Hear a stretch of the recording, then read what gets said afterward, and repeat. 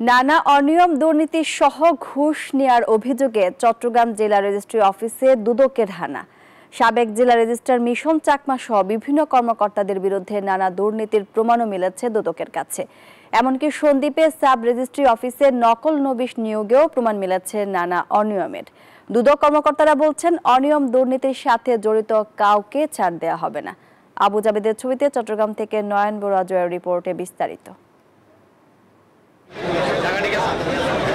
দলিল রেজিস্ট্রেশন, তল্লাশি ও নকল উত্তোলন সহ অন্যান্য কাজে সেবা প্রার্থীদের হয়রানি এবং ঘুষ দাবি সহ বিভিন্ন দুর্নীতির অভিযোগ উঠেছে চট্টগ্রাম জেলা রেজিস্ট্রি অফিস ও সাব রেজিস্ট্রি অফিসের কর্মকর্তাদের বিরুদ্ধে। দেশের 35টি সাব রেজিস্ট্রি অফিসে একযোগে অভিযান চালানোর ঘোষণা আসার পরপরই বুধবার দুপুরে জেলা রেজিস্ট্রি অফিসে অভিযান শুরু করে দুদক। অভিযোগ রয়েছে সাবেক জেলা রেজিস্ট্রার মিশন চাকমা সহ জেলা ও সাব রেজিস্ট্রি অফিসের কর্মকর্তাদের বিরুদ্ধে ঘুষ কেলেঙ্কারি সহ নানা অনিয়মের। কর্মচারীদের বিষয়ে আমরা অভিযোগ ছিল, তাদেরকে নিয়ে আমরা তাদের ব্যক্তিগত নথি তলব করেছি। ব্যক্তিগত নথিগুলো আমরা পর্যালোচনা করব। আর সন্দ্বীপের যে একটা নকল নবিশের একটা নিয়োগের বিষয় ছিল, সেটার একটা অনিয়ম পাওয়া গিয়েছে প্রাথমিকভাবে, সেটা নিয়ে আমরা একটা বিস্তারিত প্রতিবেদন দিব।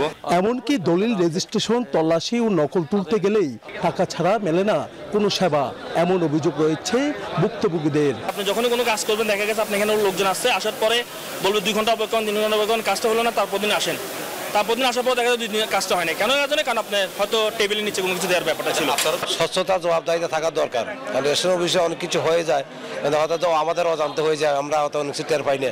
রেজিস্ট্রি অফিসের অনিয়মের প্রমাণও পেয়েছে দুদক টিম। তবে আরও তদন্ত সাপেক্ষে দুর্নীতিবাজ কর্মকর্তাদের আইনের আওতায় আনার ঘোষণা দুদকের এই কর্মকর্তার। তাদেরকে কখনো ছাড় দেওয়া হবে না, তাদের বিন্দুমাত্র ছাড় দেওয়া হবে না। অনিয়ম যারা করে তাদের বিরুদ্ধে ব্যবস্থা নেওয়া হবে। আমরা যদি স্ট্রিক্ট থাকি যে না, আমি ঘুষ দিব না, আমি দলিলও করব না, হ্যাঁ, তখন গিয়ে ওনারাও আর আমাদেরকে আর চাপ দিতে পারবে না। দুদক কর্মকর্তারা বলছেন, অনিয়ম দুর্নীতির সাথে জড়িত কাউকে ছাড় না দেওয়ার কথা।